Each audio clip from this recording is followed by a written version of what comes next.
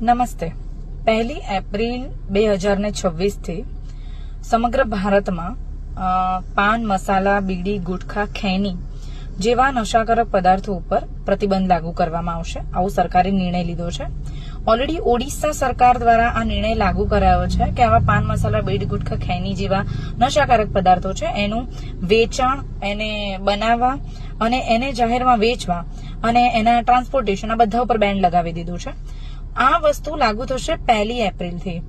હવે આ બધી વસ્તુ તો ઠીક છે, બટ મને વિચારે આવે છે કે શું આ 2 મહિનામાં જે લોકો આનો નશો કરે છે એ વર્ગ આને છોડી દેશે?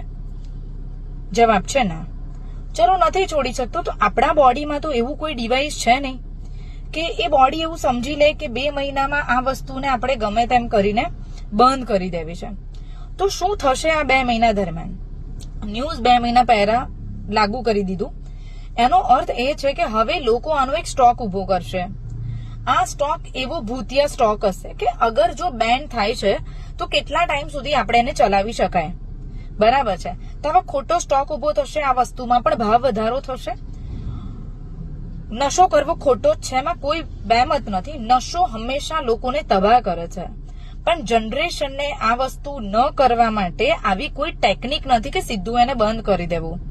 ગુજરાત ડ્રાય સ્ટેટ છે, તો શું ગુજરાતમાં સંપૂર્ણપણે દારૂના વેચાણ પર પ્રતિબંધ છે? જવાબ છે ના. એવા કેટલા બધા સ્થળો છે અને એવા કેટલા બધા સ્થળો છે કે જ્યાં તમને પિયક્કડો સહેજે જોવા મળે છે.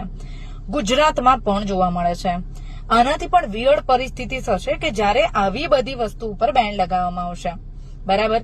તો ખરેખર આમ જોવા જઈએ તો આનાથી જે વર્ગ રેગ્યુલર એનું ઈટ કરે છે, લાઈક મધ્યમ વર્ગીય લોકો સૌથી વધારે આનું વ્યસન કરતા હોય છે. ઉચ્ચ વર્ગને કોઈ ફરક નહીં પડતો બહુ ખાસ, પણ મધ્યમ વર્ગ અને નિમ્ન વર્ગ કે જે આનો આદી થઈ ગયો છે એને બહુ જ તકલીફ પડવાની છે.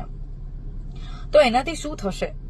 તો મારો વિચાર એ છે કે જ્યાં સુધી સરકાર આના માટે કોઈ એવું પગલું નથી લેતી કે તમે એનામાં સુધારો કરો, આ વર્ગને સુધારો કે વોટ્સો એવર, પણ આવી રીતે મન ફાવે તેમ 2 મહિનાના અલ્ટિમેટમ આપીને કોઈ વસ્તુને બંધ કરી દેવી, આ એક યોગ્ય નિર્ણય મારા દ્રષ્ટિકોણ પર નથી લાગતો. બીજાનો દ્રષ્ટિકોણ આના માટે અલગ અલગ હોઈ શકે છે. I will accept it, but